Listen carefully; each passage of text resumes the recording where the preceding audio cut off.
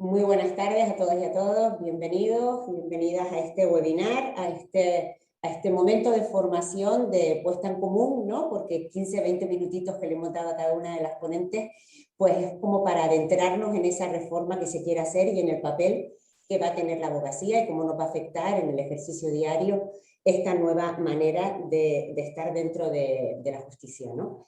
El título es Mediación en el anteproyecto de ley de medidas de eficiencia procesal. Como bien han visto en el programa, lo hemos dividido en dos momentos diferentes. A cada una les hemos pedido el respeto de los 20 minutos si es posible, para que puedan contestar a las preguntas que se planteen por quienes estén cerca, lejos o quienes hayan entendido que es de interés conocer lo que se nos viene encima. El nuevo sistema de justicia tras el anteproyecto va a ser impartido por Ana Carrascosa Miguel. Ella es magistrada, actualmente está destinada al Ministerio de Justicia como asesora del gabinete del secretario de Estado, siendo la responsable del proyecto de implantación de métodos alternativos de solución de conflictos en todo el país. Empezó a trabajar en mediación en 1995 tras ser nombrada titular del Juzgado de Familia de Valladolid, y durante su etapa en este juzgado diseñó y creó, junto a la asociación APROME, el primer punto de encuentro familiar de España, cuyo formato y funcionamiento fue seguido después en diversos juzgados de España. Posteriormente, como titular de un juzgado de lo penal, puso en marcha y coordinó el primer proyecto de mediación penal en Valladolid. Ha cursado el máster en mediación, negociación y resolución de conflictos de la Universidad Carlos III de Madrid. Es miembro del Grupo Europeo de Magistrados por la Mediación, desde la Constitución en su sección española, donde ha sido miembro de su junta directiva. Desde el año 2014 hasta septiembre del 20 fue la responsable en el Consejo General del Poder Judicial de la implantación, supervisión y desarrollo de los programas de mediación intrajudicial y otros métodos alternativos de solución de conflictos para todo el país. Desde hace años viene trabajando junto a la Escuela Judicial y al Servicio de Formación del Consejo General del Poder Judicial en el diseño y contenido de los planes de formación para jueces y juezas de estos métodos, tanto en formación inicial como continua, formando parte además del equipo docente. Ha participado como experta en diversos proyectos, tanto del Consejo de Europa como de la Unión Europea, para la implantación de la mediación en otros países, con proyectos en países como Ecuador, Turquía, Kazajstán, etc. Y participó como experta a propuesta del Ministerio de Justicia en la creación de la red FLAMAS para Latinoamérica, como parte del proyecto Eurosocial 2 financiado por la Comisión Europea. Actualmente lidera la participación española del Consejo General del Poder Judicial en el proyecto Rejustice de programa de la Unión Europea por la Justicia. Colabora como docente en diversos cursos y máster relacionados con la negociación y la mediación en universidades, tanto españolas como extranjeras, colegios profesionales, cámaras de comercio, y con nosotras en la tarde de hoy, así como el aula iberoamericana, habiendo sido directora y docente en diversos cursos. Es autora de diversas publicaciones, artículos y colaboraciones en distintas revistas jurídicas. Ha sido muy escueta en todo, ella en su aportación que nos ha hecho, pero bueno, su currículum es muchísimo más amplio. Doña Begoña Castro Jover, actualmente vicedecana del Colegio de Abogados de Madrid, responsable del Departamento de Sección de Medios Alternativos de Resolución de Conflictos del Ilustre Colegio de Abogados de Madrid y presidenta de la Corte de Arbitraje del mismo colegio. Abogada en ejercicio profesional individual, ejercicio que lleva continuado desde el año 1998 hasta la fecha y socia de esta asociación desde el año 2005, como ella quería que se comentara.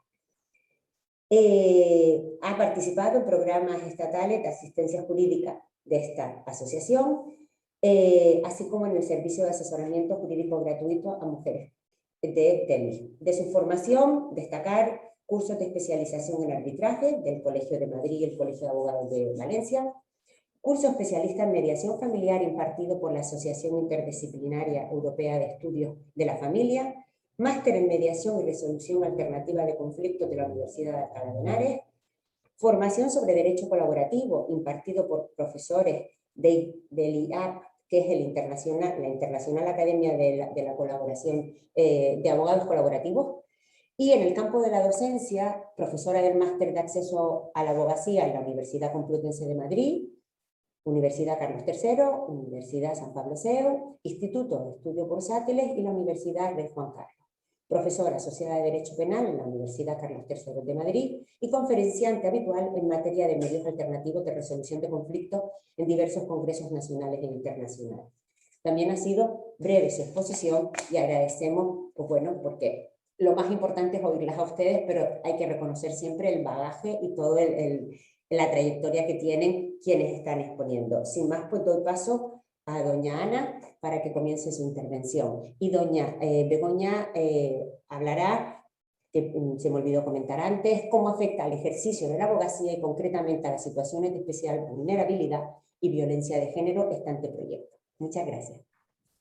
Bueno, muchas gracias. Lo primero es, por supuesto, agradecer a la Asociación de Mujeres Juristas Temis que hayan pensado en mí para estar hoy en esta formación con todos vosotros y todas vosotras, que es algo que siempre me llena de felicidad, el compartir reflexiones con las personas pertenecientes a la abogacía, de la que yo hace muchos años, antes de ser juez, también formé parte y que evidentemente siempre llevaré en mi corazón porque en esa visión un poco tradicional del derecho, propia quizá de las personas que ya tenemos una edad, el abogado para mí siempre ha sido un colaborador que me ha permitido hacer bien mi trabajo, hacer lo mejor posible mi trabajo, y creo que es la única manera en que debemos entender nuestra y vuestra profesión en este compartir una buena administración de justicia. Y al hablar del anteproyecto de métodos adecuados de resolución de conflictos o de solución de conflictos, entiendo que ciertamente estamos hablando de esto, de una buena administración de justicia. ¿Qué se pretende con este anteproyecto? Pues con este anteproyecto de ley se pretende lo que pretende toda ley, y es lograr la pacificación de la convivencia ciudadana. La primera norma, estoy segura de que nació para lograr que los ciudadanos vivieran en paz, que nació cuando una persona cometió un acto que la otra persona sintió como una intromisión en lo que era su ámbito de derechos, y en esa controversia que aparece hubo que regularlo para que pudieran mantener una relación pacífica. Pues como toda ley, toda norma nace de la necesidad de regular la convivencia, esta ley no puede obedecer a otra finalidad, que es la de lograr una convivencia en paz. Yo soy muy fan, aunque a lo mejor ahora no está de moda, etcétera, etcétera, de toda esta cultura de la paz preconizada por Naciones Unidas, ese vosotros los pueblos, esas cuestiones de las que habla también Federico Mayor Zaragoza, como que cada persona es todo un proyecto de vida y somos dueños de qué hacer con nuestra vida.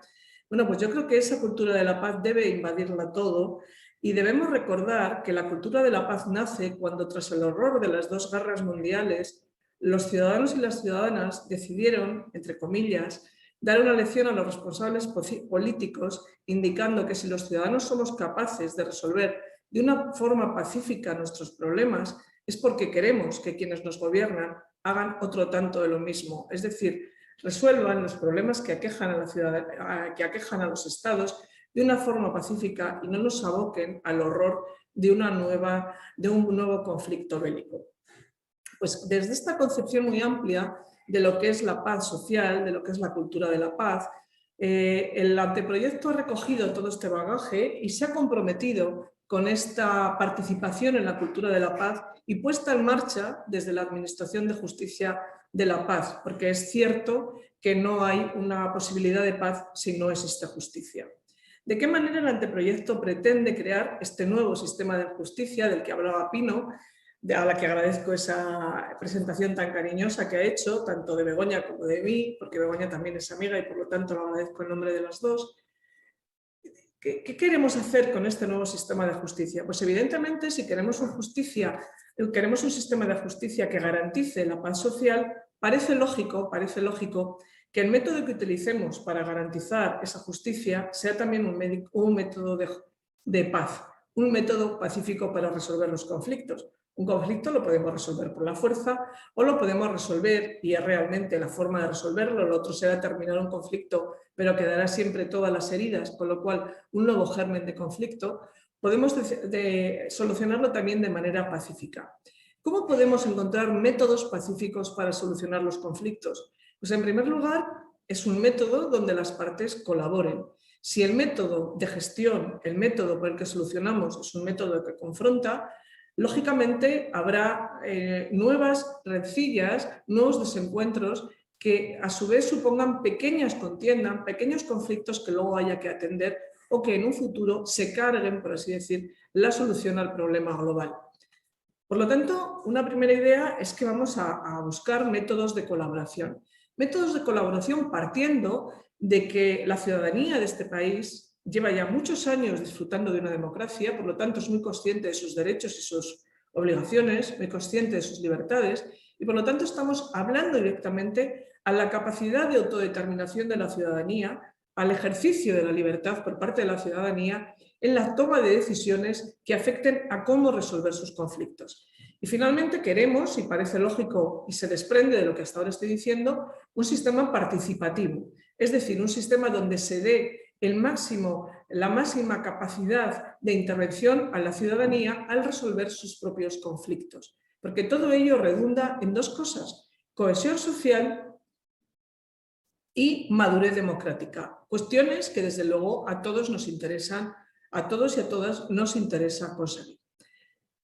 Evidentemente vivimos lastrados por lo que es nuestro pasado y en este pasado encontramos que hay lo que a mí ya muchos me reconocen como una frase que me caracteriza mucho, una especie de binomio, que es ese binomio conflicto-jurisdicción y que yo creo que es un binomio que tenemos que conseguir romper en favor de un binomio que sustituya este, que sea conflicto, método adecuado de solución de conflicto. Porque la jurisdicción, y estoy hablando de abogados, por lo tanto compartimos ese ámbito de método de solución de conflictos pacífico, evidentemente, pero un método que parte de la confrontación o del enfrentamiento y no de esa colaboración o participación en la solución de la que yo hablaba, pues como digo, estamos hablando de un método, la jurisdicción, que en sí mismo confronta a las partes. ¿Por qué confronta a las partes?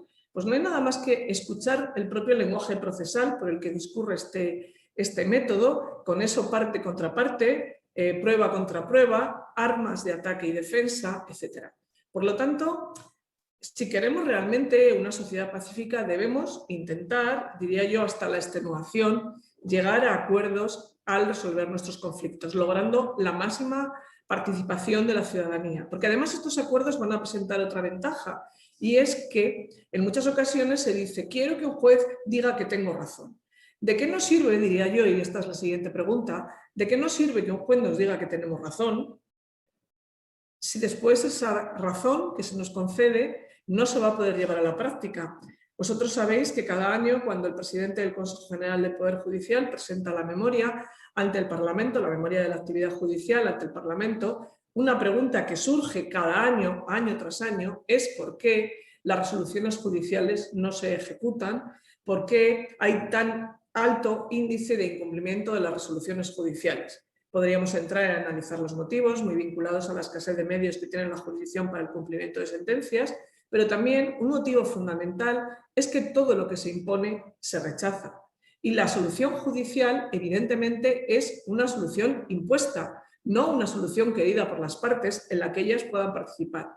Y en segundo lugar, la resolución judicial tiene otro problema, y es que el juez solamente resuelve teniendo en cuenta la legalidad vigente. No puede tener en cuenta otros factores, como por ejemplo la capacidad de la parte condenada para cumplir aquella obligación a la que se le condena o aquella prestación a la que se le condena. Podemos condenar a alguien dando la razón a una persona perjudicada a que abone 300.000 euros y ser un indigente la persona a la que estamos condenando. De tal manera que es un reconocimiento de un tener la razón que se convierte en puro humo, y evidentemente esto hace que las resoluciones judiciales no sean eficaces.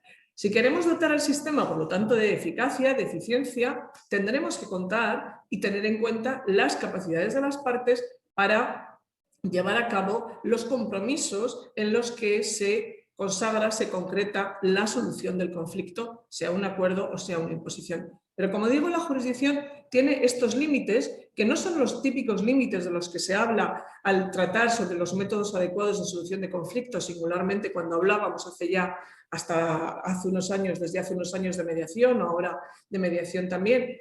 es falta de gestión de las emociones, falta de gestión de las necesidades de las partes, únicamente tratar las posiciones. No, hay algo tan básico como que el juez simplemente da una respuesta desde la ley que no tiene en cuenta las capacidades reales de las partes. Y por otro lado también que todo lo que viene impuesto tenemos esa, diría yo, acto reflejo instintivo de rechazar todo lo que se nos impone. Por lo tanto, digamos que hay un mal pronóstico de cumplimiento de la resolución judicial. Si queremos abogar por los métodos alternativos de solución de conflictos, por los métodos alternativos, me refiero a la jurisdicción de solución de conflictos, si queremos que las partes puedan participar a través de acuerdos y a través de la autodeterminación y ese derecho de ejercicio de la libertad, que además es algo que pide la ciudadanía, porque en las encuestas 6 de cada 10 ciudadanos, al menos 6 y pico, 7 de cada 10 ciudadanos dicen que prefieren llegar a acuerdos que acudir a la jurisdicción. Bueno, pues ¿cómo podemos brindar a la ciudadanía un sistema que realmente logre esta función? Pues parece que lo más normal es que pongamos a su disposición un catálogo de soluciones diferentes a la jurisdicción donde realmente encuentren la posibilidad de llegar a esos acuerdos. ¿Qué sistemas hemos puesto a su disposición? Cualquiera. Pueden hacer un acuerdo directamente, pueden hacer un acuerdo sirviéndose de la asistencia de sus letrados o pueden apoderar a sus letrados esa negociación tradicional de la abogacía en la negociación. Junto a ello, sistemas que ya vienen desde hace tiempo funcionando en nuestro derecho, como puede ser la mediación, que sabéis todos está regulada por esa Ley 5/2012, pueden hacer uso de la conciliación, también regulada en la Ley de Jurisdicción Voluntaria, en otras normativas, como la normativa de registros, la normativa sobre notariado, que les permite también hacer esta conciliación pública a estos colectivos, también la propia conciliación judicial reconocida tantas veces a lo largo de la Ley de Enjuiciamiento Civil, cuando habla de la posibilidad de que el juez proponga un acuerdo, etcétera, etcétera. Junto a estos métodos tan tradicionales, hemos introducido otros, como puedan ser el informe de experto no vinculante, que sabéis que es una práctica que también se ha desarrollado muchísimo en otros países de nuestro entorno, como puede ser toda la órbita, por supuesto, anglosajona, pero también se ha desarrollado en países próximos al nuestro, como puede ser Francia o Italia, y esa oferta vinculante que en nuestro derecho en realidad ya aparecía en diversas ocasiones, como puede ser en la ley del baremo, en la última reforma donde se obliga a esa oferta. Pero lo que nos dice el texto del anteproyecto es que vale este y vale cualquier otro.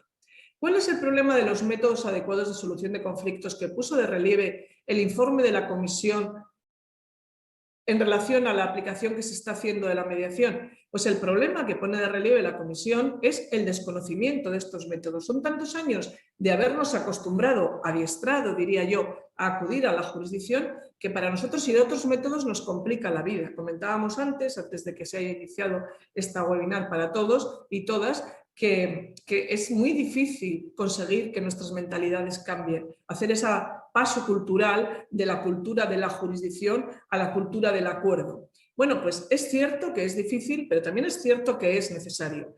¿Cómo podemos hacerlo? ¿Cómo podemos vencer ese desconocimiento? Evidentemente, hay muchas acciones que llevar a cabo. Hay que actuar en la educación para que los niños desde pequeños aprendan a solucionar sus conflictos pacíficamente, cuestiones que ya vienen establecidas legislativamente en diversas disposiciones de nuestro país, como puede ser la Ley de Educación, como puede ser la Ley de Protección Integral contra la Violencia de Género, en el capítulo que dedica a la educación, que menciona ciclo por ciclo la necesidad de formar a los alumnos precisamente en resolución pacífica de conflictos, otras muchas leyes que todos tenemos en la cabeza, pero lo cierto es que existe esa necesidad de actuar desde la educación.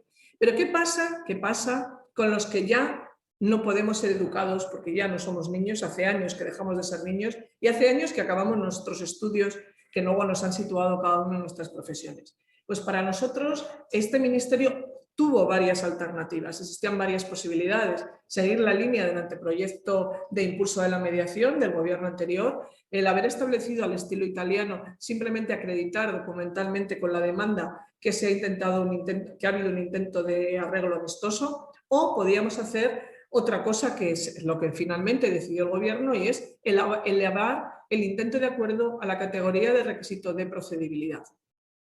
¿Por qué se optó por esta vía? Bueno, pues porque se ha considerado que esta vía hace que la mayor parte de la ciudadanía, salvo las materias excluidas o donde es potestativo acudir al método alternativo de solución de controversias, transite por estos métodos, vaya conociendo estos métodos, vaya viendo la eficacia y la eficiencia de estos métodos y poco a poco nos vayamos acostumbrando todos y todas a otra forma de hacer las cosas.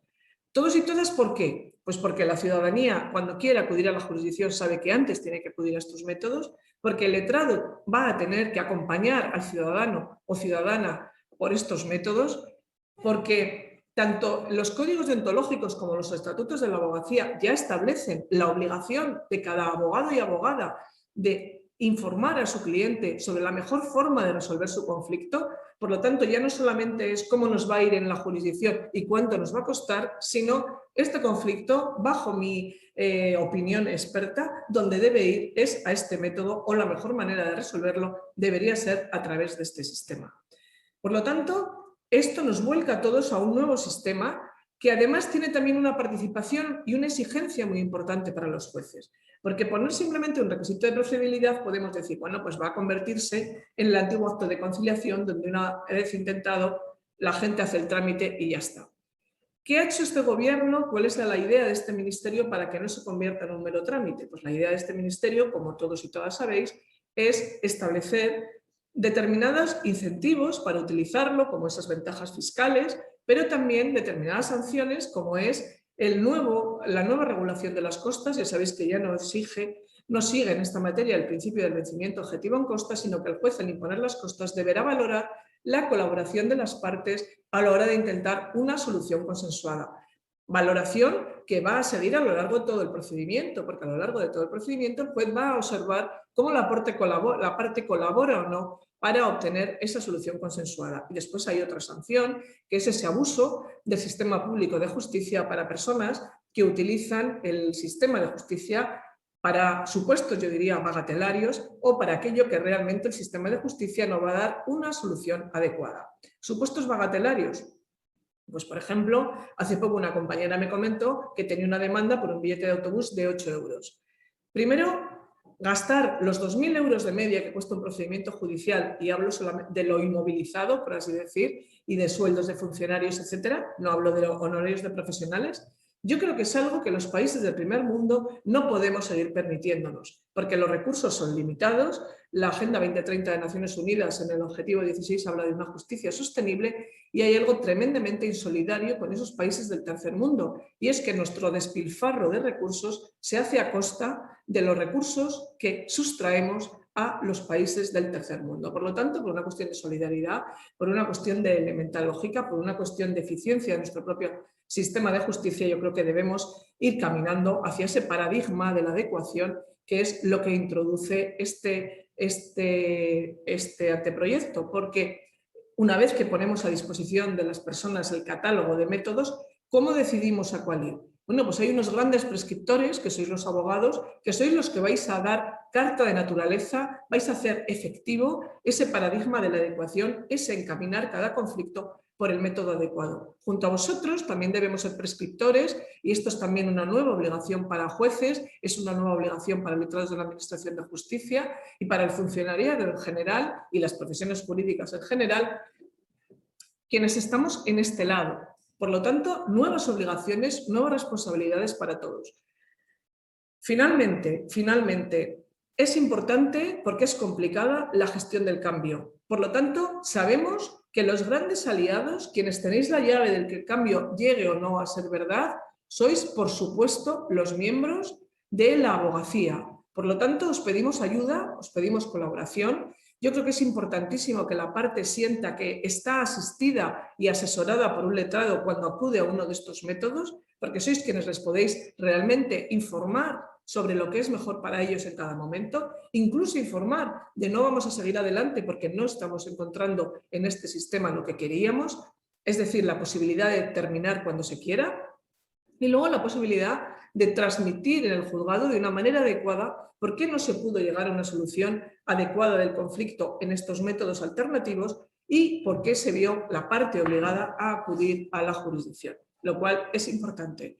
Finalmente, simplemente para salir al paso de ese descontento que hay, de que parece que la mediación se trata mal porque se pone al mismo sistema. Yo creo que si entendemos bien cómo debe funcionar esta nueva manera de hacer las cosas, hay que llegar a dos conclusiones. En primer lugar, no podemos primar a unos métodos sobre otros, porque para conflicto habrá un método adecuado y no debemos forzar, como las hormas ahí que fuerzan y fuerzan para que quepa lo que no debía estar ahí. No debemos forzar los distintos métodos nacidos para presupuestos y conflictos diferentes para encajar de mala manera en el otros. Sabemos que no solamente es una cuestión de tipologías, es también una cuestión de evolución del conflicto. Por lo tanto, yo creo que debemos dar la bienvenida a este paradigma de la adecuación que nos va a permitir la mejor gestión de cada uno de los conflictos. Por supuesto, también si es por la jurisdicción. Métodos adecuados son todos los alternativos y la jurisdicción. Y en segundo lugar, deciros también como buena noticia a la abogacía, y con esto enlazo ya perfectamente con lo que va a contar a continuación Begoña, que para la abogacía es una buena noticia todo lo que en este anteproyecto se regula. Porque yo creo que se os abren unos límites ilimitados, unos ámbitos ilimitados para poder trabajar y para poder hacer lo que vosotros queréis hacer, y es atender a vuestros clientes de la mejor manera posible. Porque los miembros de la abogacía, si habéis hecho la formación como mediadores, podéis ser conciliadores privados, podéis hacer esos dictámenes de expertos cuando tengan un contenido jurídico y, por supuesto, tenéis un papel primordial en esa oferta vinculante. Por lo tanto, no es que el anteproyecto limite vuestra función, sino que el anteproyecto expande de una manera tremenda vuestra profesión, permitiéndoos hacer vuestro trabajo mucho mejor que cómo se venía haciendo hasta ahora. Y como juez y como reflexión personal, como jueza, yo siempre he dicho, la sociedad no necesita sentencias solo legales, necesita sentencias que sean justas. Pues yo creo que esto os va a permitir que vuestros clientes de vuestra mano lleguen a soluciones justas, de verdad, justicia real, justicia eficaz, soluciones justas y además soluciones adecuadas a sus conflictos. Nada más, muchas gracias. Muchísimas gracias, doña Ana, por su exposición. Cuando quiera tiene la palabra, doña Begoña. Bueno, pues yo voy a intentar compartir la pantalla. Buenas tardes a todas y agradezco a Pino y a la asociación de la que soy socia, como ha dicho ella, muy bien desde el año 2005, y que es un privilegio para mí estar aquí, estar compartiendo esta intervención con todas vosotras. Bueno, voy a ver si soy capaz de la presentación. ¿La estáis viendo? ¿Estáis viendo la presentación? Sí, en pantalla está, Begoña. Bueno, yo... sí, está. Sí, estás ahora mismo en la primera diapositiva, la de el título. Vale, perfecto.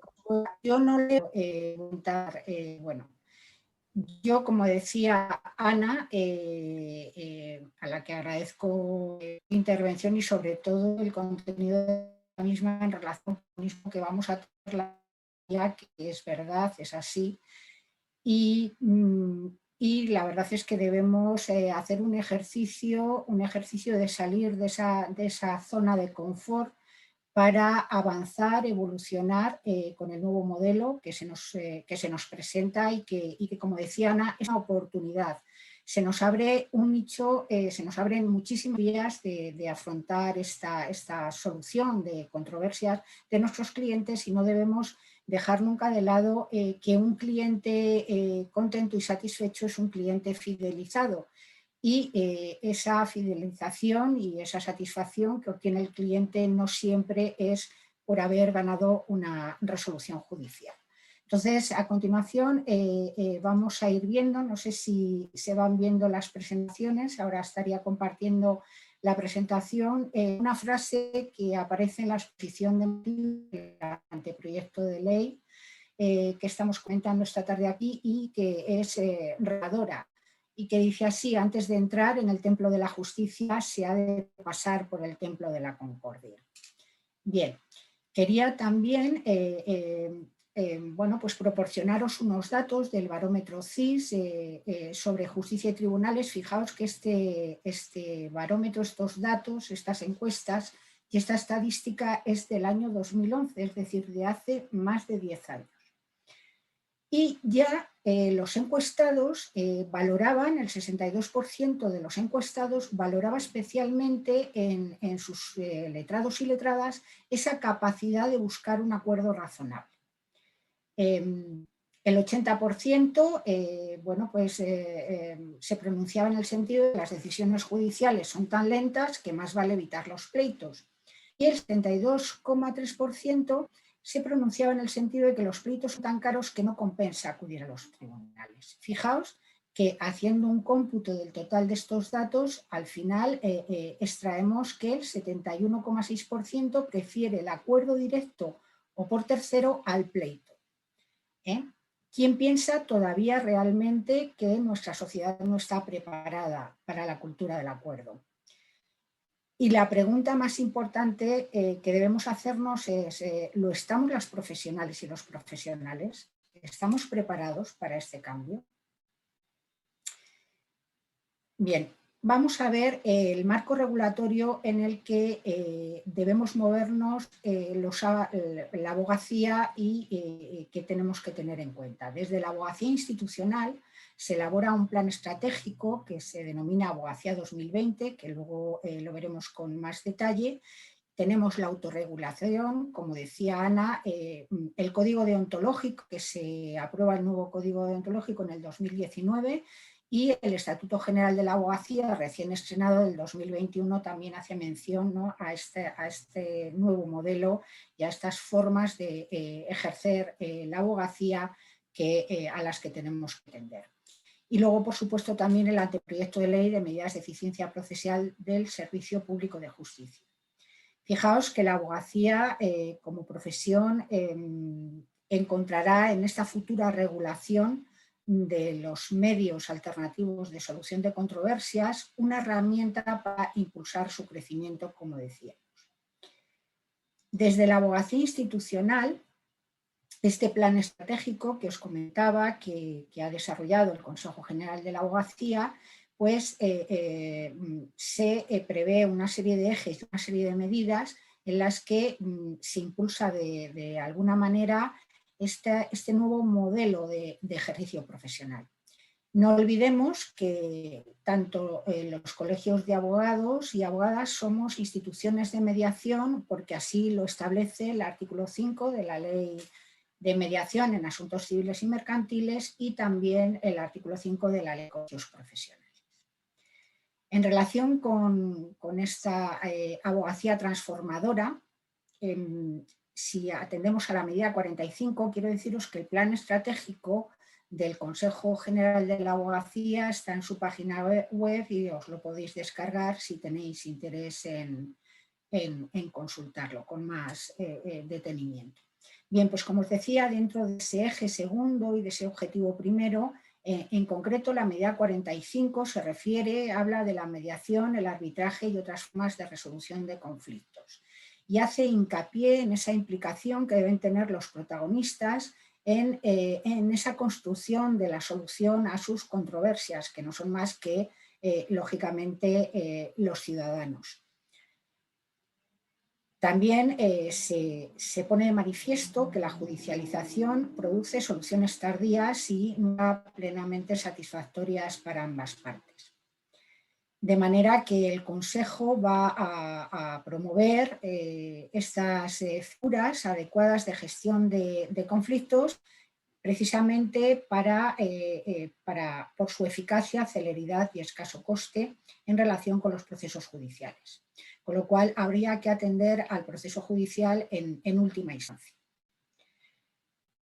Bien, la abogacía aboga por una mediación estructurada que asegure la defensa de los intereses y el papel del abogado y la abogada de parte. Vamos a ir viendo qué medidas de impulso y qué acciones de impulso ha elaborado el Consejo General de la Abogacía Española.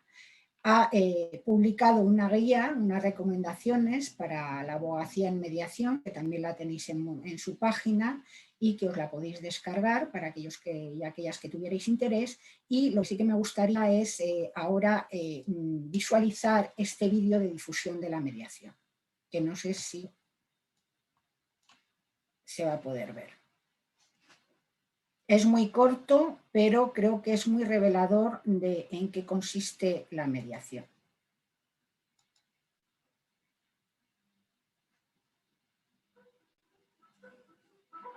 Desde la entrada en vigor de la Ley de Mediación en Asuntos Civiles y Mercantiles, esta forma alternativa de resolución de conflictos se incluye en la profesión de abogado, encaminada a la defensa de los intereses de sus clientes. Así, para la abogacía, el proceso de mediación es una herramienta más al servicio del cliente.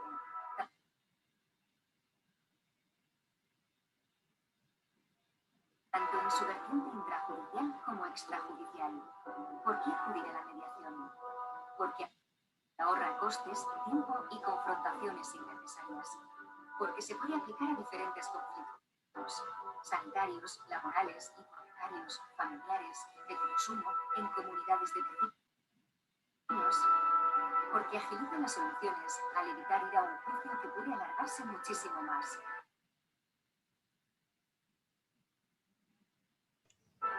Porque es un proceso imparcial con garantía de mantenimiento del acuerdo. Porque es un proceso participativo de consenso que favorece la comunicación. Porque tiene menos costes económicos. Y sobre todo, porque contarás con el asesoramiento y la profesionalidad antes, durante y después del proceso de un abogado o una abogada. Encuentra la mejor solución con la mediación de la abogacía. Begoña. Sí. Discúlpame, se ha podido escuchar el audio del vídeo, pero no se ha podido verlo.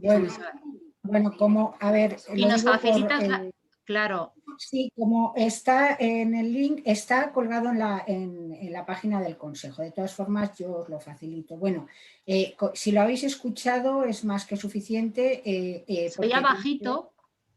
Se oía bajito, lo digo por los contenidos que querías a lo mejor resaltar dentro de... Sí, porque era un poco, bueno, pues el papel de la abogacía dentro de la mediación. Es un vídeo muy corto, pero muy clarificador, ¿no? Y además yo creo que es importante porque es una manera de darle difusión a la mediación dentro de lo que es la abogacía, ¿no? Un poco para desterrar, ¿no?, esos temores o esas confusiones que tenemos a veces con la mediación.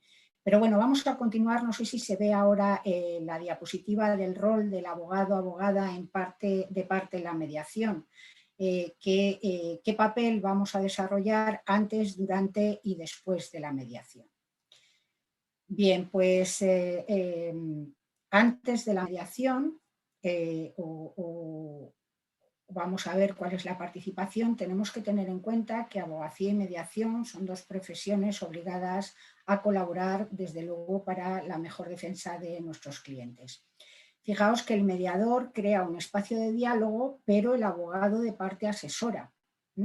Y surge todo este proceso con el conflicto, con la controversia, las propuestas que se llevan al proceso de mediación, las soluciones a las que se llegan y finalmente los acuerdos, si se llegan a los acuerdos. El mediador, como decía, crea un espacio de diálogo, es el que tiene que restablecer la comunicación que se ha perdido entre los dos mediados, las dos partes en conflicto, y no debe asesorar, debe informar a y darles herramientas para recuperar y restablecer la mediación, la comunicación, pero en realidad quien va a asesorar y quien va a acompañar a la parte durante todo el proceso es el abogado. Con lo cual el abogado en esa fase previa a la mediación va a hacer un análisis del conflicto, va a informar a su cliente sobre las bondades de la mediación y sobre el contenido de lo que significa bueno, pues, iniciar un proceso de mediación, va a acompañar a su cliente a las sesiones informativas y le va a orientar y asesorar en la selección de lo que supone la institución de la mediación.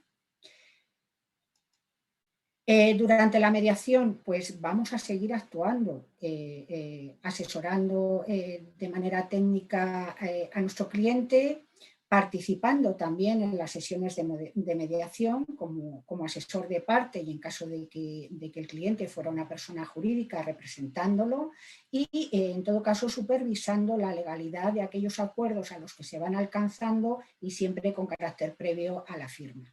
Una vez finalizado el procedimiento de mediación, cuando ya estamos al final, ya hemos llegado a esos acuerdos, pues habrá que dotar de forma jurídica, como decía, esos acuerdos si se han alcanzado y habrá que instar la homologación judicial y en su caso asesorar al cliente a los efectos de configurar ese acuerdo como título ejecutivo.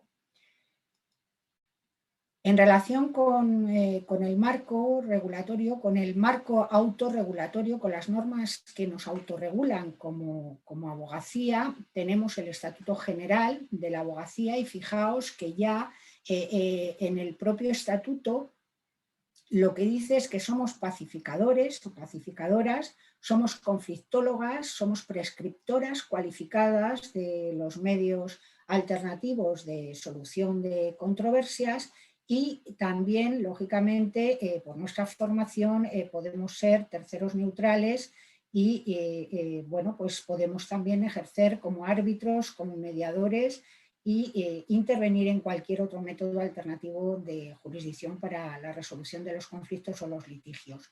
Todo esto viene regulado. Aquí tenéis los artículos que podéis consultar en el Estatuto General de la Abogacía recién estrenado, pero que en el anterior también iba en este sentido.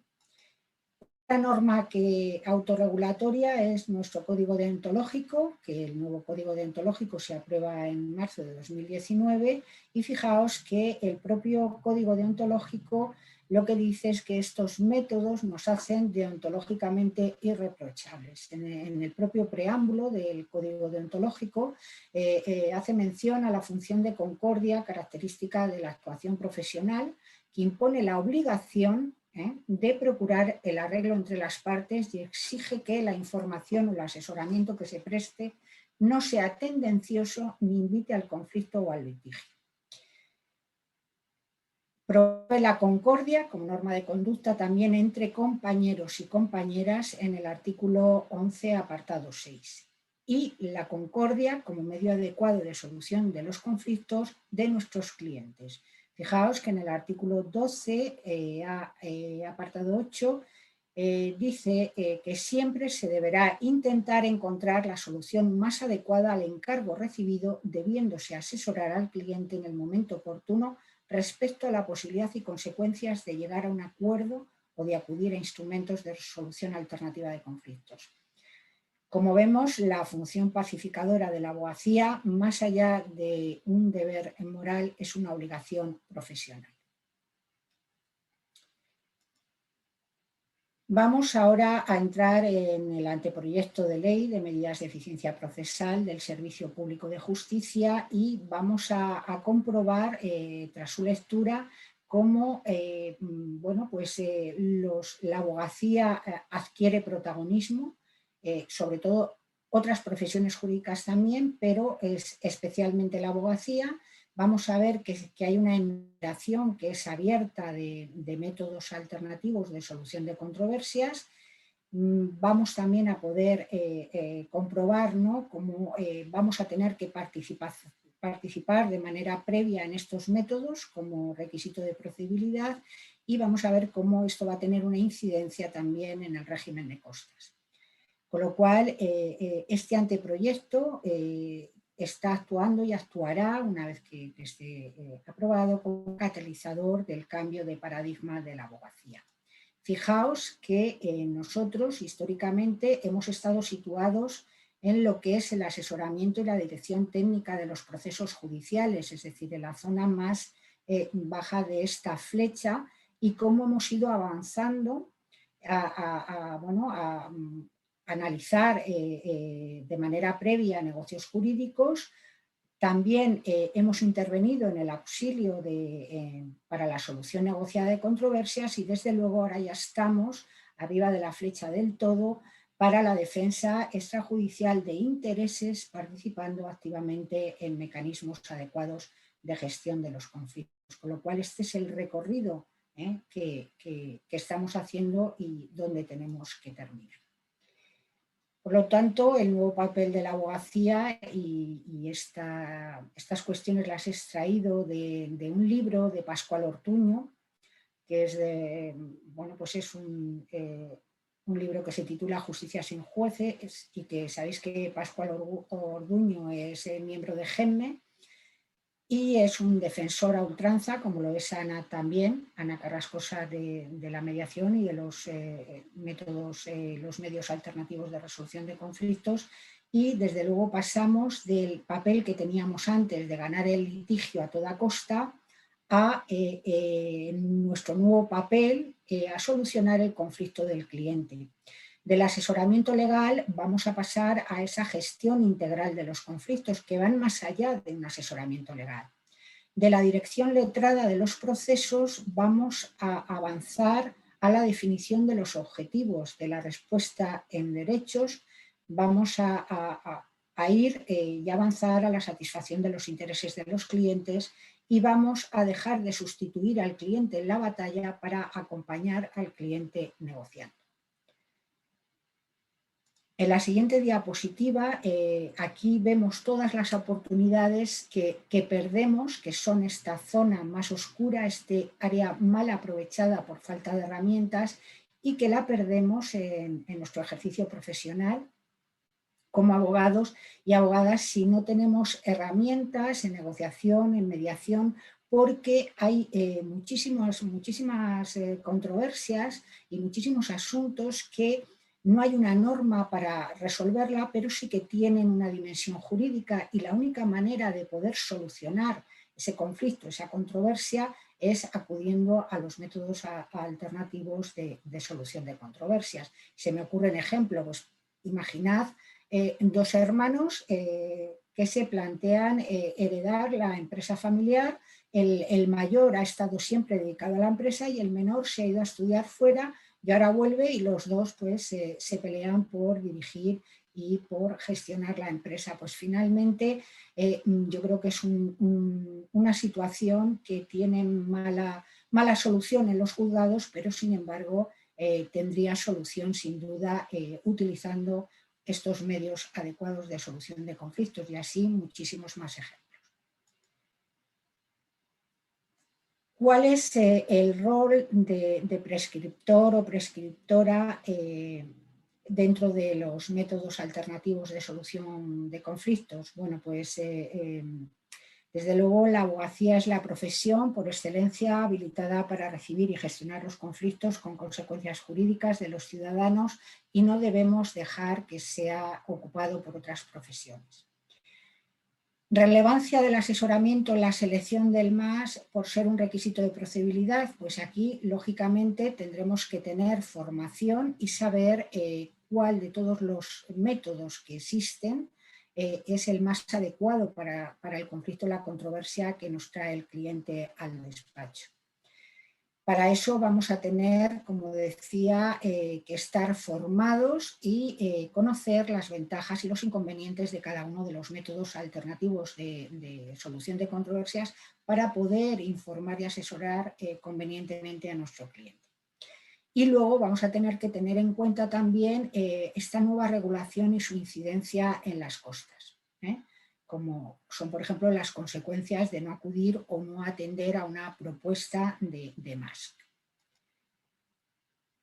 Bien, como decíamos, aunque el anteproyecto no tiene una lista cerrada de estos medios de solución de conflictos, sí que establece todos estos que podéis encontrar en el anteproyecto, los artículos que están a continuación de cada uno de los métodos, por ejemplo, la negociación directa, la mediación, la conciliación privada, la conciliación notarial, la oferta vinculante, confidencial y la opinión de tercero experto independiente. Creo que salvo la conciliación notarial registral, creo que en todos los demás métodos tenemos y debemos tener un protagonismo por encima del resto de las profesiones que también menciona el anteproyecto de ley. Y además quería recordaros que nuestro Tribunal Constitucional y también el Tribunal de Justicia de la Unión Europea ya han negado la inconstitucionalidad de la obligatoriedad de acudir a estos métodos si después es posible el acceso a la jurisdicción. Vamos a ver ahora cómo sería la asistencia letrada en estos métodos alternativos, en estos MACs. Bueno, pues sería potestativa para cualquier método, la asistencia letrada, es decir, nuestra intervención como abogadas y abogados, sería potestativa para cualquiera de los métodos y preceptiva para cumplir con el requisito de procedibilidad o por derivación judicial en la oferta vinculante confidencial. Fijaos que se excepciona la preceptividad en reclamaciones inferiores a 2.000 euros o por previsión de una norma concreta, con lo cual hay un reconocimiento expreso del valor de la actividad de negociación de los abogados y abogadas apto para superar ese requisito de procedibilidad. En relación con la asistencia jurídica gratuita, fijaos que se producirá una modificación del artículo 6 la actual Ley 1/1996 de justicia gratuita, que se refiere al contenido en material del derecho, y se va a incluir también los costes, se va a extender a los procesos de mediación. Hasta ahora solo contempla la información a la mediación, pero no estaba cubierto el procedimiento de mediación, con lo cual los abogados y abogadas del turno de oficio, cuando tengan que acompañar a sus clientes en un proceso de mediación, también se les será abonado a través de los baremos de compensación que tendrá que cada Real Decreto de cada comunidad autónoma con las competencias transferidas, y en caso de que no tuviera las competencias en materia de justicia transferidas, pues el decreto del Ministerio. Lo que no está tan claro es cómo va a cobrar el tercero neutral. El coste de la intervención del tercero neutral tiene una regulación menos clara. Y bueno, lo que viene a decir el anteproyecto es que las administraciones podrán en su caso sufragar en todo o en parte el costo de tercero cuando lo tengan por conveniente. ¿Qué conclusión sacamos de todo esto? Bueno, pues que esto es un gran avance que terminará definitivamente con los proyectos voluntarios y gratuitos que existen en la actualidad. Bien, vamos a ver qué incidencia va a tener en las costas como incentivo a los métodos alternativos de solución de controversias. Bueno, pues se mantienen en materia de costas, se mantienen las reglas generales, que son el criterio del vencimiento total y del vencimiento parcial, y se modulan dichos criterios en atención a esa actitud que vayan a tener nuestros clientes ante estos métodos alternativos de solución de controversias. Si se rehúsa un MACs previo al proceso, bien por derivación judicial, pues no habrá pronunciamiento favorable para el vencedor total del litigio y posible condena en los vencimientos en costas, en vencimientos parciales. Por hacer fracasar un MACs, es decir, que hacemos como que que tenemos disposición ahí, pero luego lo hacemos fracasar, pues la parte condenada a las costas podrá pedir una exoneración o moderación. Si formuló una propuesta en este método, en este medio alternativo de solución de controversia sustancialmente coincidente con el contenido que luego tenga la sentencia, reconociéndosela al vencedor, y el nuevo incidente de exoneración o moderación, también habrá que tener cautela en cuanto a la documentación a apartar por la confidencialidad de la oferta vinculante. Con lo cual, el anteproyecto también une a estas costas otros incentivos como los fiscales. También hay una modificación de la ley del IRPF en relación con las anualidades de alimentos a los hijos.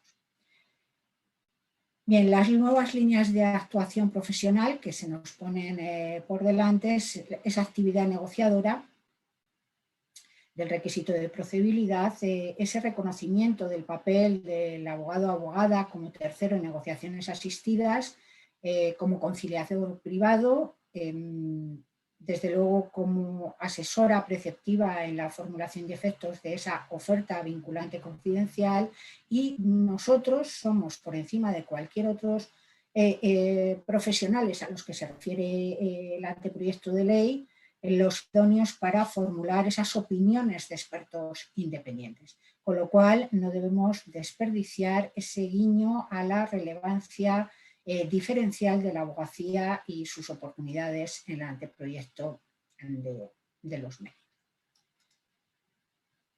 En relación con las situaciones de especial vulnerabilidad y violencia de género, bueno, pues en realidad los conflictos que versen sobre materias no disponibles no van a poder ser sometidos a estos medios adecuados de solución de controversias, ni tan siquiera por derivación judicial.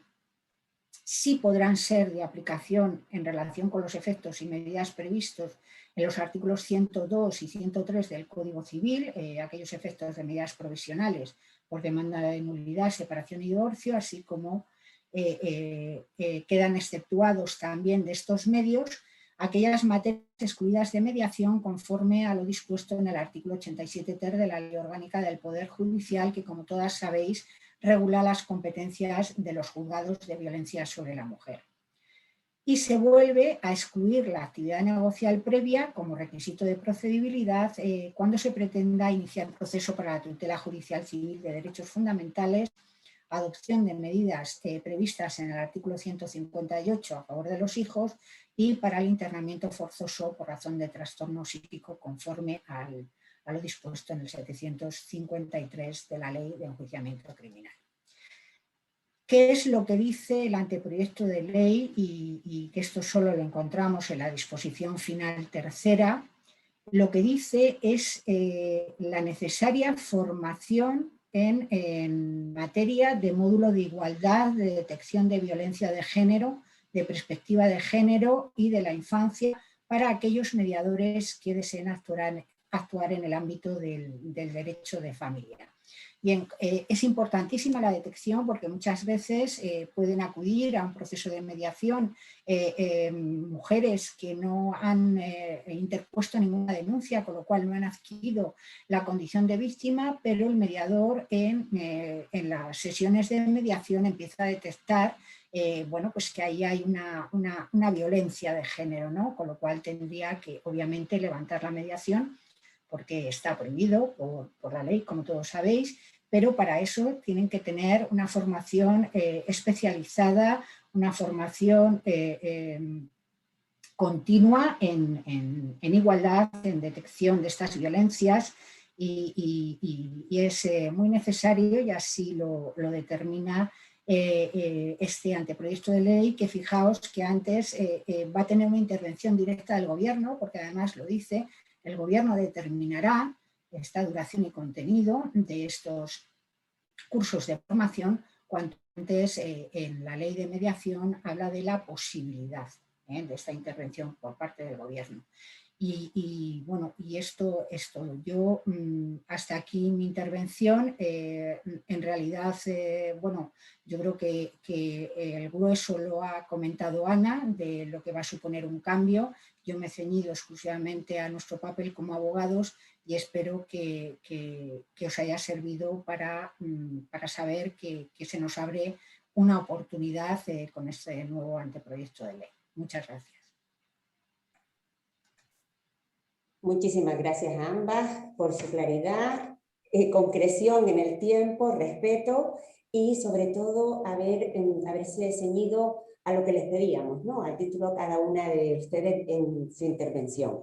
Me voy a hacer eco de las preguntas que hay, que muchas de ellas, que son formuladas por socias, van en la línea de estas aportaciones que ya quienes han inscrito tienen, que desde la asociación hicimos en su momento al anteproyecto. Si puede quitar la pantalla, doña Begoña, lo agradecemos y así se ve.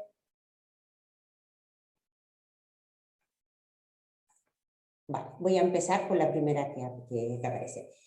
Una compañera de Madrid, Ana Cristina, nos dice cómo se abordará o contemplará en los supuestos de violencia en los que no existe denuncia y la consiguiente judicialización el hecho de que esas mujeres participen o sean alentadas a participar en este tipo de alternativas de resolución de conflictos por no existir denuncia, ni la veda específica que ya está regulada de que en este tipo de casos de violencia no se puede mediar. En la práctica, las mujeres participan en este tipo de métodos de resolución existiendo una violencia vicaria fuertísima, un maltrato psicológico. ¿Quién desee contestar? Bueno, yo creo que ha contestado ya Begoña. Básicamente, creo que esa formación que se va a dar en perspectiva de género y todo lo que acaba de comentar al finalizar justamente su exposición es lo que va a garantizar que esto pueda verse. Junto a ello hay que entender que el método alternativo más conocido que todos tenemos es la mediación y que el mediador debe cerciorarse, y además vosotros sois mediadoras y sabéis que es así, de que realmente hay igualdad entre las partes. Y el motivo de la prescripción, de la prohibición de la mediación en las materias donde hay violencia de género es precisamente esa situación de desigualdad de las partes, que puede darse en esta situación o en otras, donde no haya violencia de género, pero haya desigualdad, y la obligación de un mediador responsable es precisamente decir, como ha dicho Begoña, levantamos la mediación porque no se da desigualdad. Si esto es una imposición ya de la legislación anterior, yo creo que con esa formación en perspectiva de género, etcétera, que se exige para quien ahora vaya a desarrollar su trabajo en familia, pues tenemos muchas más garantías de que estas cosas no vuelvan a suceder. ¿Quiere apuntar algo, Begoña? No se le oye. Activa el micro. Sí, nada, tal cual, como lo ha dicho Ana, lo ha dicho estupendamente. Muy bien. Paso a la segunda. Se obligará a los facilitadores y facilitadoras de alternativas de resolución de conflictos a la detección, incide la compañera en la misma pregunta, de esas violencias a efectos de que en caso de judicializarse se exprese ese motivo como necesario para ese asunto concreto, y si se los obligará a formarse para detectar estas situaciones. Entiendo que casi está contestada. No sé si alguna quiere comentar algo, pero... No.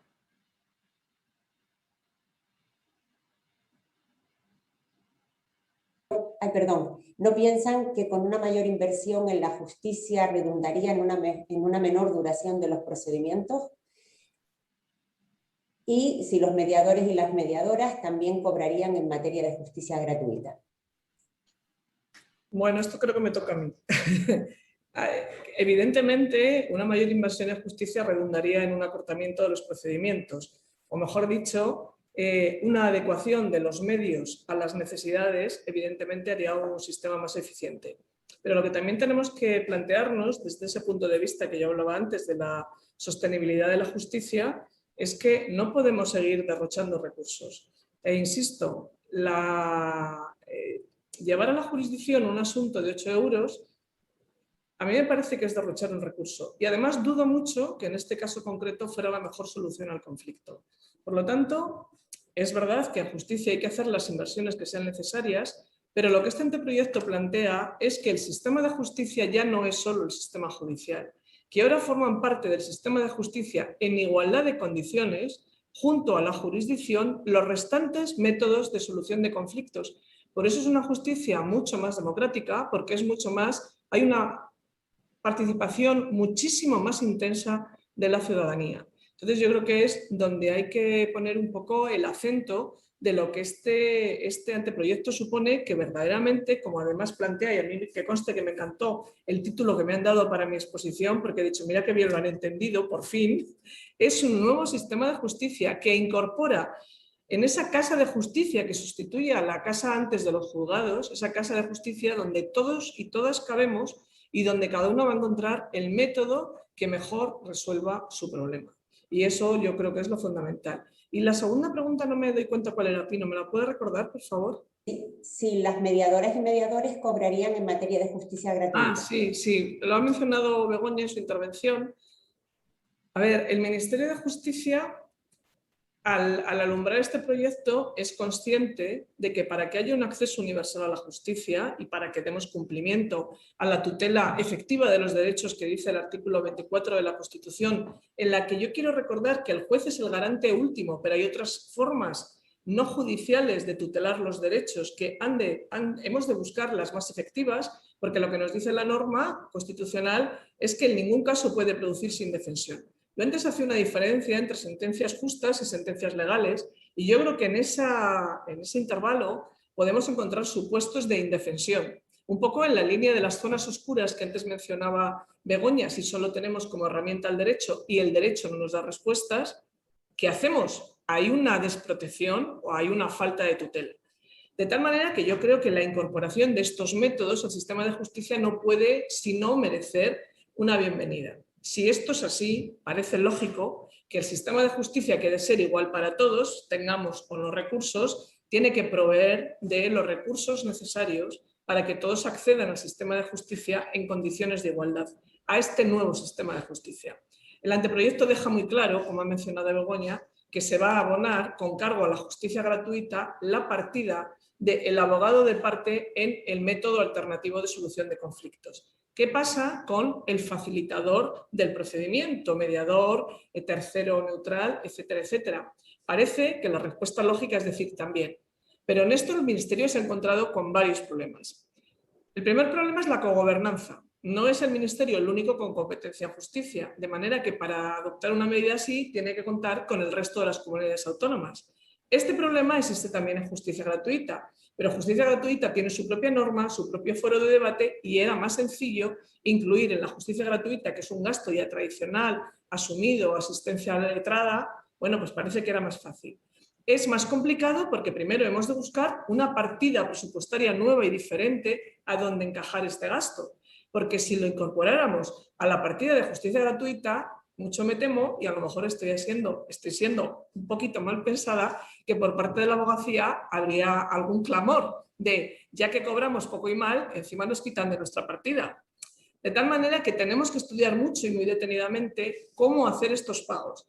En la intención del Ministerio está afrontarlos para garantizar esa igualdad, en la intención del Ministerio, pero esto es un asunto de cogobernanza que está en esas conferencias sectoriales de las que oímos hablar, de comunidades autónomas, Ministerio, etcétera, pero insisto, en la intención del Ministerio está hacerlo así. Si no se ha podido consagrar en un texto legal es porque debíamos sacar el texto y después negociarlo, y esa es la razón de que no se incluya tan claramente. Pero como digo, en el anteproyecto, el sentido del anteproyecto exige que a los facilitadores también se les pague sus servicios a cargo de los presupuestos públicos, sea de la partida que sea. Por ejemplo, en el reciente reglamento de mediación aprobado por la Comunidad Valenciana, sabéis que se establece un sistema de subvenciones para pagar a los mediadores y mediadoras, no van a cargo de los presupuestos de justicia gratuita. Es decir, reconocido el derecho a justicia gratuita, eso sí, ese es el presupuesto para disfrutar del mediador gratuito pagado por presupuestos públicos, es decir, gratuito para la parte,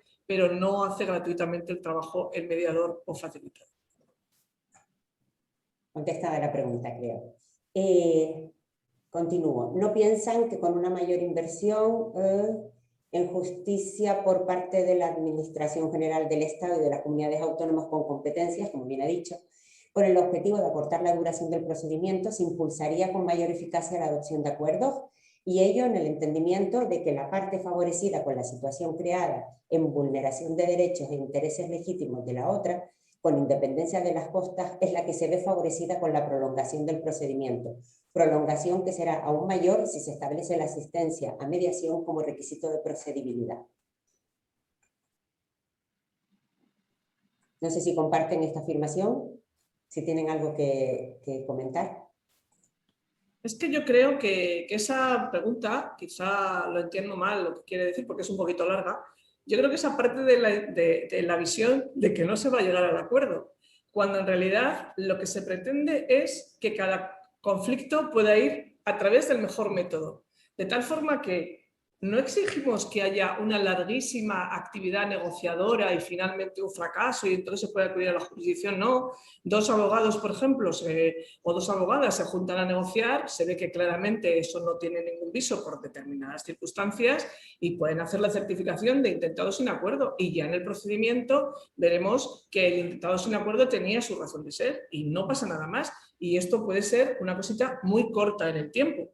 Aparte de que el anteproyecto, como sabéis, menciona un periodo temporal para que el intento de conciliación o de mediación o de avenencia sirva como requisito de procedibilidad, que os diré que luego se ha suprimido, pero bueno, el texto que manejáis sí contemplaba, para evitar precisamente que los plazos se alarguen inadecuadamente. Pero yo creo que hemos de entender que, insisto, la apuesta de este gobierno, que yo creo que ha sido tremendamente valiente con este anteproyecto, y lo digo no porque esté yo aquí, porque yo llegué cuando el texto ya estaba hecho, aunque participé en él, pero no era mi responsabilidad profesional en aquel momento, y yo creo que ha sido tremendamente valiente, y lo que se apuesta es por queremos un sistema que prime el arreglo amistoso. Y combinado con esto, queremos un sistema que permita encauzar para cada problema por la mejor forma de hacer las cosas. Entonces, por mucho que se invirtiera en juzgados y más juzgados, o sea, el crecimiento es exponencial y seguimos sin dar una respuesta adecuada a esas zonas oscuras, que a mí me ha encantado la diapositiva que ha puesto Begoña, que también reflejan todo esto que estamos hablando. O sea, dos amigos que se prestan dinero y no lo documentan, pues sí, habrá esa necesidad, pero explíqueme a mí en un pleito cómo lo puede usted ganar. Entonces, esa es mi humilde opinión, si he entendido bien la pregunta, que creo que más o menos iba por ahí. Efectivamente, y va en la línea las aportaciones entonces que ha comentado como novedades, que eran uno de los temores que nosotros teníamos en el documento que tienen acceso quienes se han inscrito, y por supuesto ustedes, la prescripción y la caducidad, ¿no? en el tema de los plazos en mediación, ¿no? Perfecto. Quizás con el incremento del coste de los procesos, a lo que se hace alusión es que efectivamente sí estamos hablando de que se van a incrementar porque hay ofertas, ¿no? Hay informes de expertos. Vale que el experto independiente es una nueva figura y quizás un campo de trabajo para la abogacía, como bien ha comentado también la compañera Begoña, ¿no? Pero cierto que todo eso es una figura más un peritaje, más muchísimas figuras que pueden hacer que la sociedad o la ciudadanía no acceda con tanta libertad en estos momentos a los juzgados, ¿no? Continúo con la siguiente pregunta. En el ámbito de las rupturas familiares, ¿existe alguna estadística sobre si los incumplimientos son superiores en casos contenciosos y en mutuos acuerdos? Comenta nuestra presidenta, mi experiencia es que depende sobre todo de la capacidad de la persona obligada de soslayar la obligación, más que de si el proceso anterior era de mutuo acuerdo o contencioso.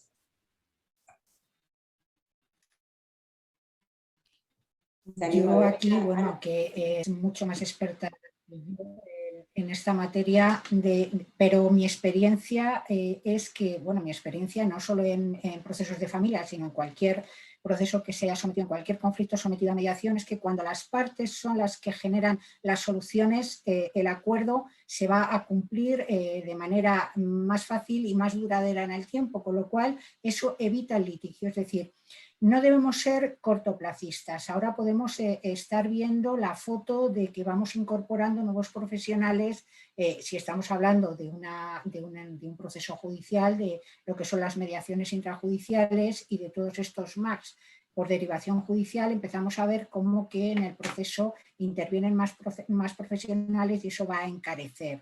Pero a medio y largo plazo no va a ser así, porque esto lo que va a producir es el efecto contrario. Es decir, cuando mi cliente está satisfecho con el acuerdo alcanzado porque ha participado activamente en él y se le han dado soluciones reales, no soluciones sobre un papel, sobre una sentencia judicial que luego es inmaterialmente no se puede aplicar, ¿no?, a la vida real.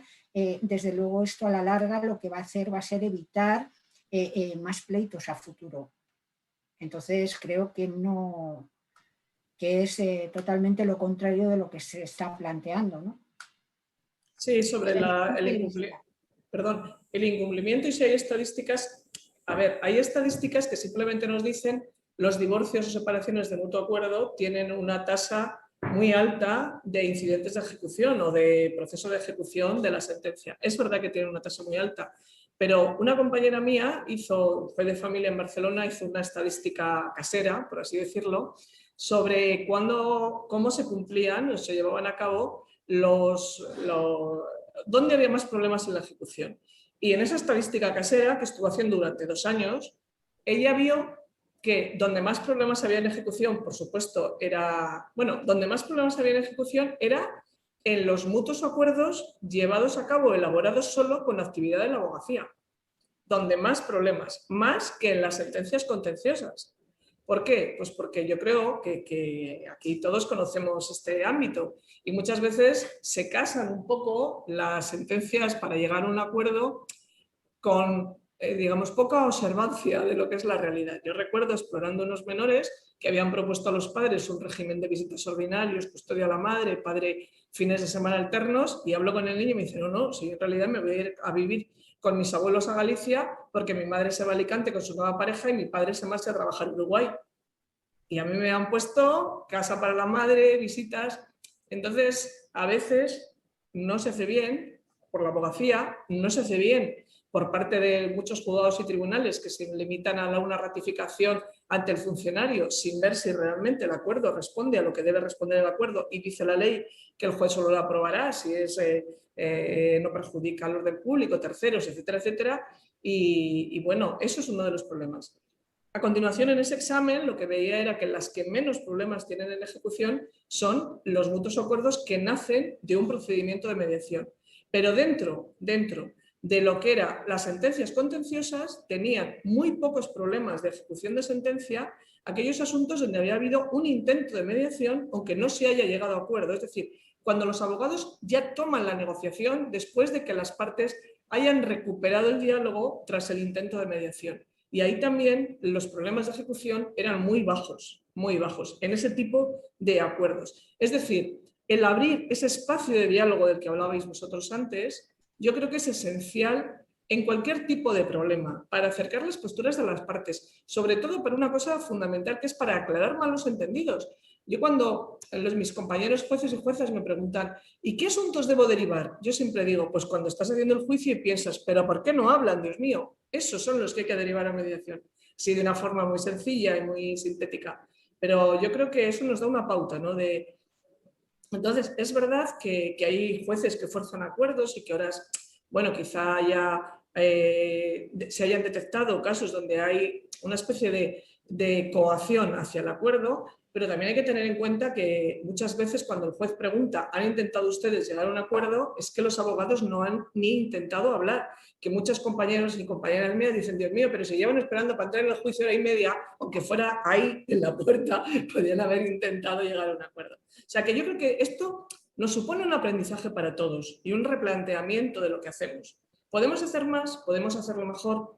¿El acuerdo es interesante para todos? Incluso profesionalmente nos conviene llegar al cliente al acuerdo. Yo tengo muchos amigos abogados y muchas amigas abogadas y entonces es esto de, ya, pero es que pierdo el recurso, pierdo no sé qué, pierdo no sé cuál. Y yo siempre digo lo mismo. Primero, tienes la satisfacción de hacer bien tu trabajo, pero después fidelizas a un cliente que te va a recomendar a otros porque le has dado la mejor solución y eso no tiene mejor marketing.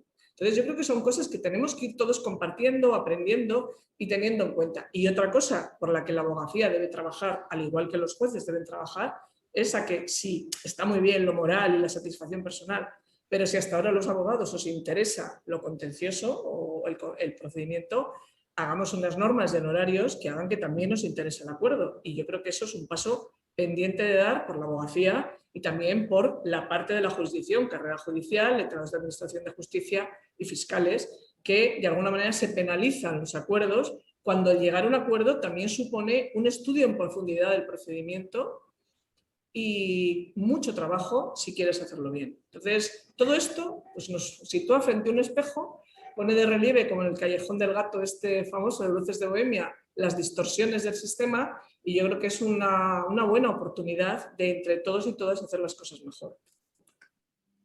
Una duda que se nos planteaba y que en nuestras aportaciones teníamos es la preocupación acerca de la figura del tercero neutral que puede utilizarse para uno de los temores que tenemos, para la imposición del coordinador y la coordinadora de parentalidad. No sé cómo lo entienden ustedes. Pues la verdad es que no se me había ocurrido. Yo creo que el tercero neutral que nosotros prevemos en esta norma únicamente es una especie de perito y de la especialidad o el por qué se ha considerado en la norma un modo de solución de conflictos que en realidad no es un método de gestión, sino una herramienta, yo creo, utilizar entre las partes, con abogados o no, para llegar a un acuerdo. Y no se puede ver de otra manera. Es una especie de perito en el ámbito judicial que lo que hacen las partes es, nos interesa el informe que hacen, por así decir, lo compramos, no nos interesa, no lo compramos, porque no es un informe vinculante. Pero yo en mi experiencia profesional, muchas veces cuando intentaba acercar las posturas de las partes en el juzgado de familia, había ocasiones en que el acuerdo dependía de una pericial sobre valoración de la empresa familiar, de una pericial sobre la valoración de la vivienda, de una pericial sobre cualquier cosa, y yo muchas veces decía, bueno, pues vamos acordando esto otro que es posible y esto lo dejamos a expensas o pospuesto para, una vez que tengamos el informe pericial, decidir sobre ello. Entonces, en realidad hay muchas cosas que parecen muy novedosas en la ley, pero que estábamos haciendo ya de antes. Ya digo, la oferta vinculante, todos sabemos y todas sabemos que es corrientísimo hacerlo en el ámbito de seguros y en otros ámbitos. Entonces, simplemente es que ahí se ha puesto un pequeño catálogo. Yo era reacia a poner ese catálogo, las cosas como son, pero se ha puesto un poco por decir, bueno, vamos a orientar, ¿no?, sobre lo que queremos decir y hacia dónde queremos ir. Y esa ha sido la única razón. Sí, pero desde luego no es exhaustivo ni termina con nada. Y ya digo que yo en ningún modo veo la posibilidad de que por esa vía se entienda que se va a llegar al coordinador de parentalidad. Creo que no es ese el objetivo ni la idea que había en la mente de ninguno de nosotros. Nos alegramos que así sea y esperamos, porque en la disposición adicional, pues claro, estamos a expensas de ese estatuto, ¿no?, de la figura en la que, cómo lo van a regular. Continúo con las preguntas. Parece que el futuro éxito de la norma dependerá, un compañero, el que aporta esto, dependerá estrechamente de la imposición de sanciones como elemento incentivador de carácter negativo. ¿No se ha considerado la posibilidad de incentivar positivamente el uso de estos métodos? Por ejemplo, aplicar un IVA reducido a la intervención del letrado o letrada y mediador o mediadora. Sí se ha contemplado. Se han contemplado muchas cosas, pero con Hacienda hemos topado. Y el único incentivo fiscal que se ha mencionado en la exposición de Begoña ha sido titánico el lograrlo. Y cuando digo titánico, ha sido titánico. Entonces, el amo del dinero es el amo de muchísimas cosas. Entonces, esto ha sido así. Entonces, sí, no hay solamente sanciones. Por ejemplo, yo creo que el principio de vencimiento objetivo de las costas, esa nueva reforma, que por cierto es una de las partes más toqueteadas, por así decir, en el nuevo texto, porque claro, parece que solamente se hablaba del ganador, qué pasa con el allanamiento, qué pasa con otras cosas. Bueno, pues se ha regulado más intensamente. Daos cuenta que puede ser una sanción para uno, pero para el otro es un incentivo, el colaborar, porque sabes que pueden salirte muy bien las costas. Entonces, las costas yo creo que es un incentivo-sanción, dependiendo de qué lado te toque esta herramienta. Como digo, al hablar de incentivos, nuestra idea, cuando vayamos avanzando, y bueno, yo creo que ya habéis toda la actividad legislativa en la que está imbuida este ministerio, con lo cual es muy complicado el avance en estas facetas, nuestra idea es trabajar en esto que yo acabo de decir, que para el profesional del derecho podemos hablar de honorarios de abogacía, podemos hablar en su caso de honorarios de procuradores, y para los profesionales del otro lado del derecho, cuerpos públicos de la Administración de Justicia del Estado, interese el llegar a acuerdos, que también es una manera de, lógicamente, incentivar. Sí. Estoy totalmente de acuerdo. Como digo, un poco el Gobierno ha seguido la línea de ese informe del que hablaba yo antes de la Comisión, que sabéis que ha recogido el Parlamento Europeo en esa resolución que recomienda a los Estados tanto adoptar medidas de incentivo como medidas que sean una sanción a los comportamientos desconocedores de esta posibilidad y que abusen de este servicio público de la justicia. Así es. Una afirmación que hace Pilar, compañera también, dice: el mediador es un profesional altamente cualificado que viene de una profesión de origen y ha tenido que invertir tiempo y dinero en esa formación, y no puede ser que no se contemple abonar sus honorarios. Sería impensable plantearle a otras profesiones que trabajaran gratis de la misma forma que el derecho a la salud. En el derecho a la salud no se le pide a los médicos que lo sufraguen, no se le puede pedir a los mediadores que sufraguen el derecho a la defensa. Por tanto, no puedo entender, dice ella, que cuando se cree y se promueve una figura en un proyecto no se pretenda dotar de medios para sufragar el coste que ello supone. ¿Qué se va a hacer para eliminar esa barrera de cogobernanza que se ha señalado? Es la pregunta que lanza. Vamos a ver, cuando la Unión Europea hace la directiva en materia de mediación civil y mercantil, lo que dice es que los Estados deben regularla, pero también dice que cada Estado vea si quiere que el mediador se pague a cargo de fondos públicos o sea una actividad privada pagada privadamente. Durante mucho tiempo no había la exigencia o este requisito de procedibilidad para acudir a la jurisdicción y todos sabemos y todas sabemos que los mediadores eran una actividad que se pagaba por las partes en la mayoría de los casos, que podían tener subvenciones, etcétera, etcétera, pero era una actividad evidentemente, eminentemente privada y por lo tanto no había fondos públicos salvo con administraciones competentes que decidían hacer estos pagos. Generalmente vinculado a ese reconocimiento de justicia gratuita o a una política que quería impulsar el uso de la mediación, como son proyectos de Cataluña, proyectos de País Vasco, proyectos de Galicia inclusive, etcétera, o líneas de trabajo de Andalucía. En este momento la cuestión se plantea porque si queremos un acceso igualitario a la justicia debemos poner a todas las personas en condiciones de igualdad. Hay una posibilidad que también ha surgido y también en los debates en el Ministerio, que es muy plural en las personas que lo integran y que no todos tenemos una visión tan clara sobre el nuevo sistema que debe alumbrarse. Lo que se nos dice es, bueno, siempre tendrán la posibilidad de negociación directa y la posibilidad de negociación asistida por sus letrados o entre letrados, porque esto sí está previsto que se abone el anteproyecto. De manera que se amplían sus posibilidades, evidentemente no a otros métodos que hay que pagar a los profesionales, pero sí a estos dos. Y esto también los ha venido desde algunas administraciones públicas, porque si hacen cuentas, el gasto que se va para poner en marcha este sistema es altísimo y estamos en la situación que estamos, de esa crisis económica que ha empezado, pero que nadie sabemos a dónde va a llegar.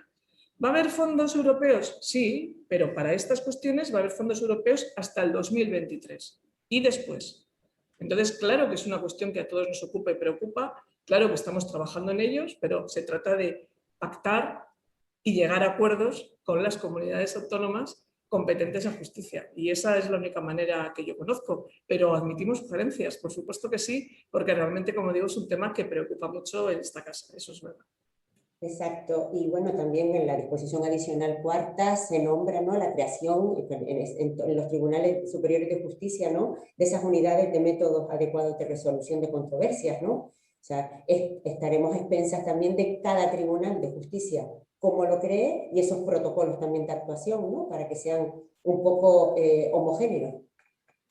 Bueno, eso es una de las partes del anteproyecto que más se ha retocado, de hecho tiene una redacción totalmente novedosa, porque en estos trámites previos que se ha dado para consulta pública por parte de todas las administraciones públicas competentes, se ha considerado que había una cierta jurisdiccionalización de los métodos cuando parece que el sistema que se proponía era un sistema de jurisdicción más métodos alternativos formando ese gran sistema de métodos adecuados. De tal manera que se ha ido una redacción nueva donde se concretan las funciones de estos servicios, ahora ya pasan a llamarse servicios, que a mí me parece mucho más correcto, de métodos adecuados de solución de conflictos o de controversias, y se organizarán dentro del ámbito de competencias de las administraciones prestacionales, Ministerio de Justicia y Comunidades Autónomas, en la forma que tengan por conveniente.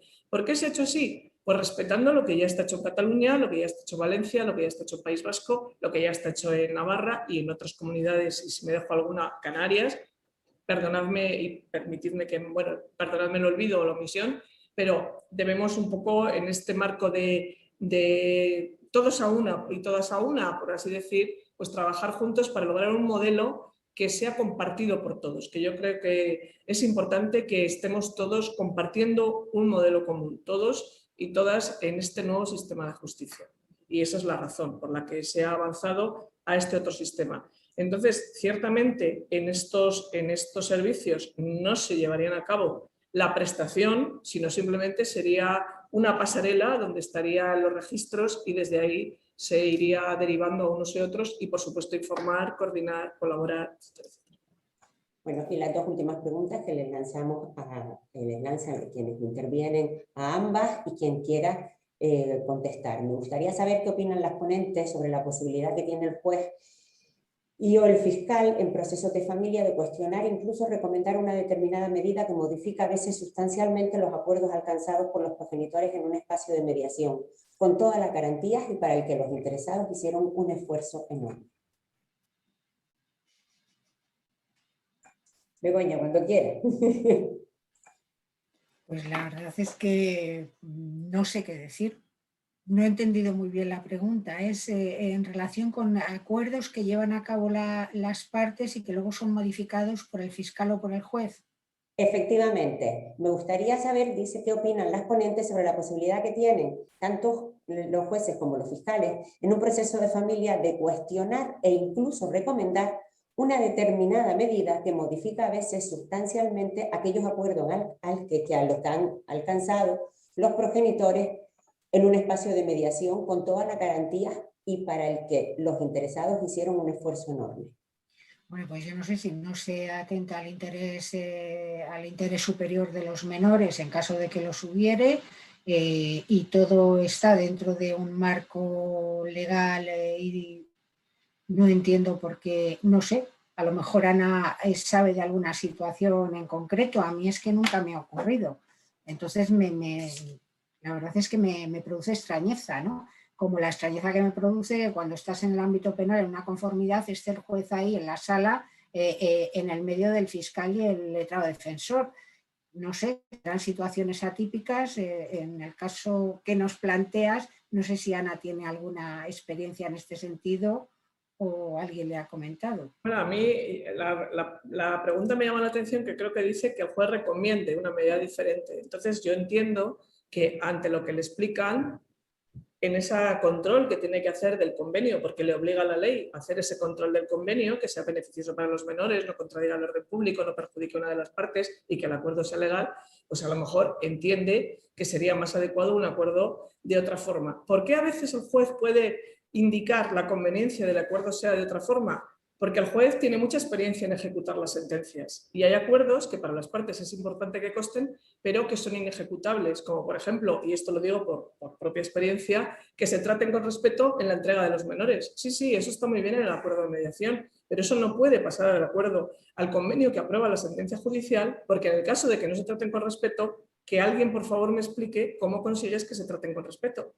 Entonces, yo creo que hay que tener muy clara cuál es el juego del acuerdo de mediación en relación con el convenio, en relación con el trabajo de homologación del acuerdo por parte del juez. Entonces, ahí hay tres momentos. El primer momento son protagonistas las partes con el mediador. Por supuesto, el acuerdo antes de firmarlo tiene que ser revisado por el abogado, eso está clarísimo, pero ese convenio no es el acuerdo, no es ese acuerdo no es el convenio del artículo 90, eso es un momento posterior. Y hay que hacer una redacción por parte de los abogados de las partes del convenio del artículo 90.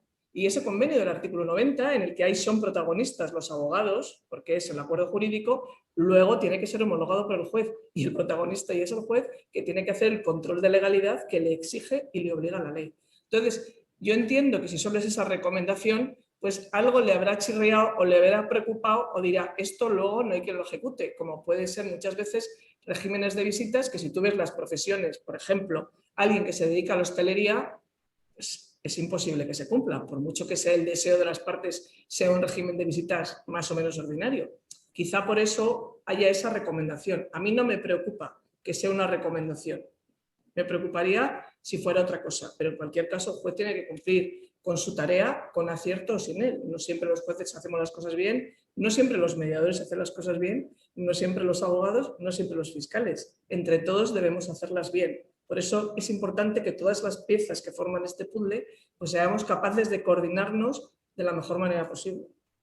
Por eso es tan importante que haya un abogado de parte en los procesos de mediación, porque a lo mejor no lo sé si en ese caso concreto el que ha redactado el acuerdo es un mediador que no tiene conocimientos jurídicos porque su formación de origen es otra.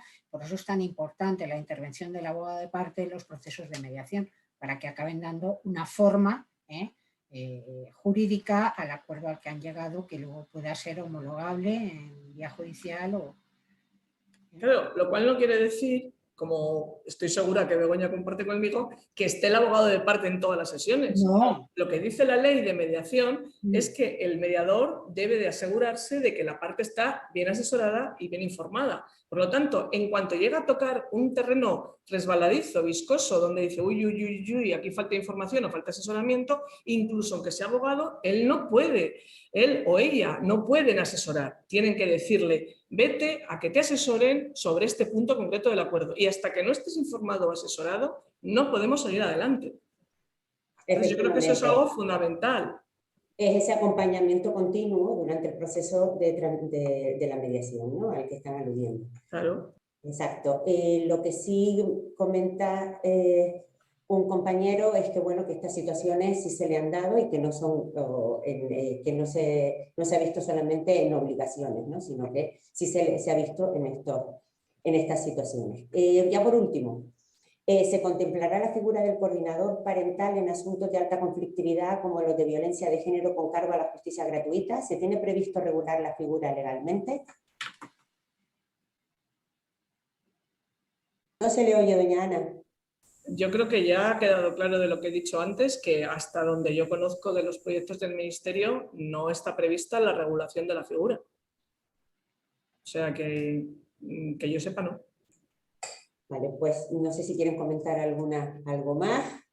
Ya agotadas de tantas cuestiones, esto ha parecido más un examen, ¿no? Muchas dudas se nos plantean a la abogacía, por mucho papel que nos den, ¿no?, por mucha nueva justicia que queramos todas y todos, pero bueno, tenemos dudas y sobre todo lo que queremos es que de ese texto que ya ustedes manejan hayan contemplado en ese aportaciones nuestras y que tengamos, como bien decía, una sociedad y una justicia más democrática.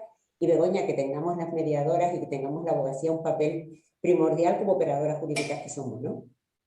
Totalmente, de acuerdo contigo, Pino. Así es. Pues nada, sin más, no sé si desean transmitir algo, y si no, les transmito yo a ustedes el agradecimiento en nombre de la Asociación TEMIS y a todas y a todos los asistentes por su paciencia, su interés. Y bueno, quedamos emplazadas para el siguiente webinar.